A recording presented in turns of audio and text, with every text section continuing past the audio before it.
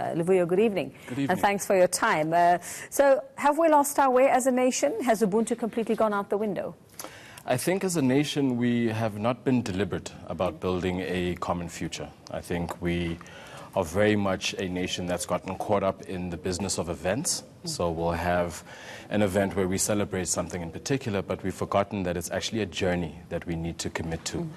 And what would be great is for very many more announcements like the one our president made today around being intentional about recognizing languages, and in recognizing other people's languages you start to see them, you start to recognize who they are and how they communicate and how they receive and exchange information. So I think in the space of Ubuntu it starts saying, how do we as humanity become more intentional about eradicating the indignity and humiliation of our past and making sure that we work together to make sure that discrimination and oppression is eradicated in all its forms. How much do we attribute, though, to what's happened in the past? I mean, and I know we talk about people who were torn apart, families that were torn apart, people who suffered, you know, the worst kinds of inhumane treatment. But how much of that do we attribute to that? Or when we look at what was happening in our country, when we look at the violence we saw on our streets just a couple of weeks ago, how much of that, you know, is just us being, I don't know, is it selfish, intolerant? I don't see the two as mutually exclusive. I think our history has taught us to be selfish and intolerant. We practice Ubuntu when you look like me. The expectation is that and it is closer, then I can express and show you my Ubuntu. But for yourself as a person from a different community, then I pick and choose when I get to show you Ubuntu and recognize you for the human being that you are. And I think in our history we have a very ingrained sense of keeping one another apart.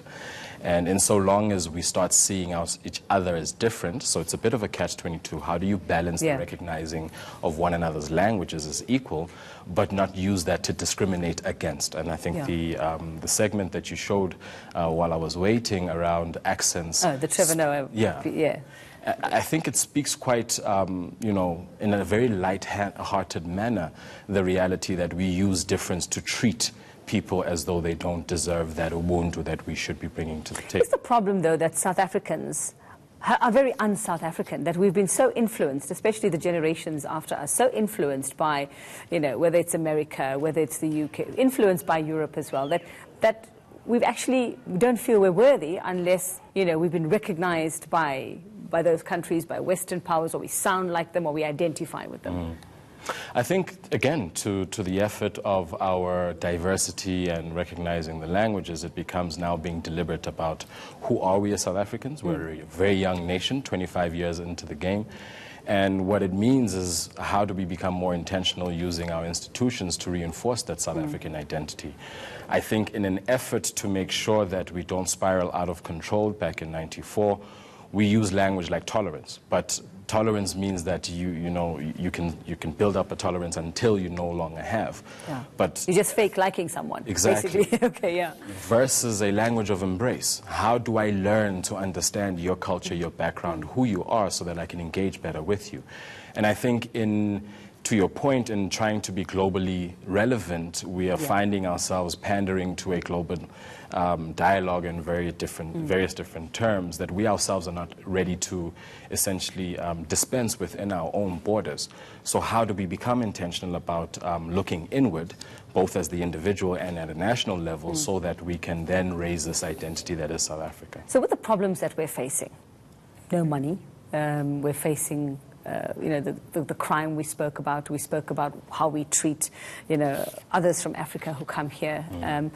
Where does Ubuntu fall into helping make those lives better, making those situations better? How do we use Ubuntu to do that? I think it starts when we start putting people at the center of our solutions.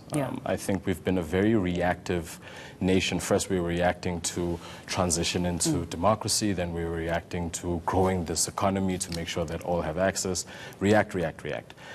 when we start being intentional about who are the people that are here in South Africa, identifying, seeing them for what they're trying to achieve, then making sure that from policy making to how we do diversity training and sensitization within organizations, how we teach the next generation to become these leaders that are globally thinking but locally and acting, that's when we start being intentional about the sense of Ubuntu. And in the main, it's simply about recognizing the other person's humanity. Just a little effort. Just looking inside and a little effort. Very much a little effort and a matter of saying, you are human, so am I. How do I recognize what you're going through? Yeah. And within the means that I have available, how do we share and grow together? Okay, it's an ideal, it's wonderful, but it's going to take some time, isn't it? It, of course, is going to take some time, and I think it goes back to the earlier point that Ubuntu as a national value system is not an event, it's a journey. Yeah. It's every day taking that one step, making sure that I am intentional about appreciating another human being, and even if they're having a bad day, recognizing that that is a bad day. Yeah. Okay.